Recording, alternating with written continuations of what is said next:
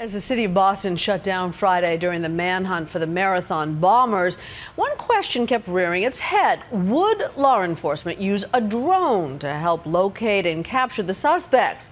From controversial U.S. attacks on alleged terrorists in Pakistan and Afghanistan to do-it-yourself gadgets you can buy on the internet, drones seem to be everywhere. Martha Raddatz went to find out who's watching you.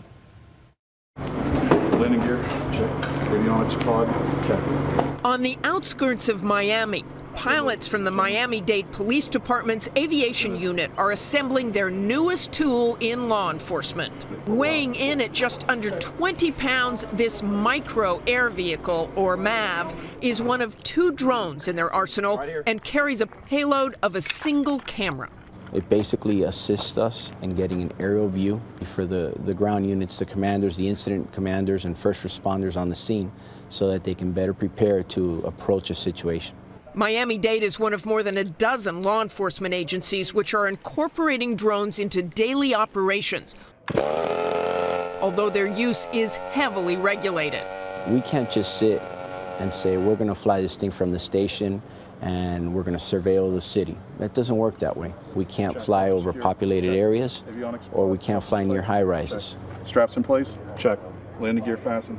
Check. Nightline recently visited during an exercise as the MAV flew in support of a SWAT team operating on the ground.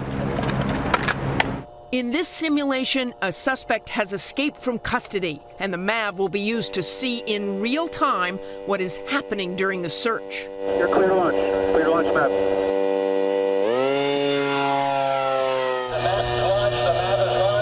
As the MAV gets into position over the area where the suspect is believed to be, go ahead north. Its cameras capture him sprinting across a clearing and into a building. Okay, guys, we got SRT responding. At the command post, the images from the drone help the incident commander guide the SWAT team into position. The roadway, there's a building on the south side of the roadway. Subject was last seen running into the doorway along the western wall. With the drone overhead and the SWAT team outside the door, the suspect is quickly apprehended. He's surrendering right now. We're hoping to use this for tactical situations where we have somebody shooting at the police. We don't want, obviously, put any police officers' lives in danger. Despite the benefits of using drones, there are growing concerns about privacy. What we don't want to see is drones used to hover over our neighborhoods 24/7, keeping track of everywhere that we drive or walk, and the technology is there to do that. The FAA estimates that some 10,000 commercial drones will be flying in the nation's skies within 5 years. Look to the future, look to the skies. What do you see? I see hundreds of thousands of vehicles flying, being manufactured every year. Banking on that growth is retired Air Force Colonel and F-4 pilot Jerry Lemieux. When you think about the future, focus on the hundreds of commercial applications that these vehicles can be used for, such as agriculture. The news media is big, sports events. Lemieux has just started up the first unmanned vehicle university. Most of the teaching is done online, offering master's and doctorate degrees with courses in radar sensors, project management, and mission design, as well as intensive weekend programs. And for those like Justin Woody, who want to learn how to fly unmanned aerial vehicles, the university offers a 3-day hands-on course. In the future, what I want to do is get into what they call precision agriculture, so that I could go and help spot the troubled areas in the fields and help the farmers increase their crops. Okay, our turn? Our turn. Nightline dropped in on the latest session, held at a model airplane field in Sarasota, Florida. I had practiced on a computer simulator before arriving, and once Justin and Gene Payson, my instructor with 40 years of experience, launched the fixed-wing drone called a Skyhawk, I took over the controls. It's him right. Give it some right. Yeah. Wearing goggles, I see what the Skyhawk sees. We're going to turn around 180 degrees and we're going to be heading west. Okay. There. So there's the airport. Okay. There's the runway. Aim for that.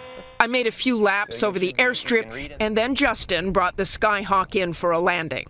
Okay, just keep the sticks level and you're Perfect. down. There we go. Wow, Justin, perfect. But working with drones isn't all about flying. With the aerial cameras and other sensors, the university gives students a chance to operate those systems as well, using a helicopter-like drone that can hover. This one stays up for about 12 minutes all by itself. This drone carried a camera that could shoot videos and stills. Photographs give much higher resolution than video.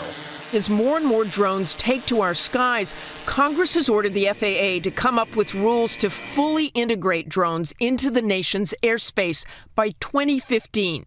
And Jerry Lemieux and his Unmanned Vehicle University will be standing by, controller in hand, with the next generation of ground pilots. Congratulations, you did a fine job. For Nightline, I'm Martha Raddatz in Sarasota, Florida. Yeah, there we go.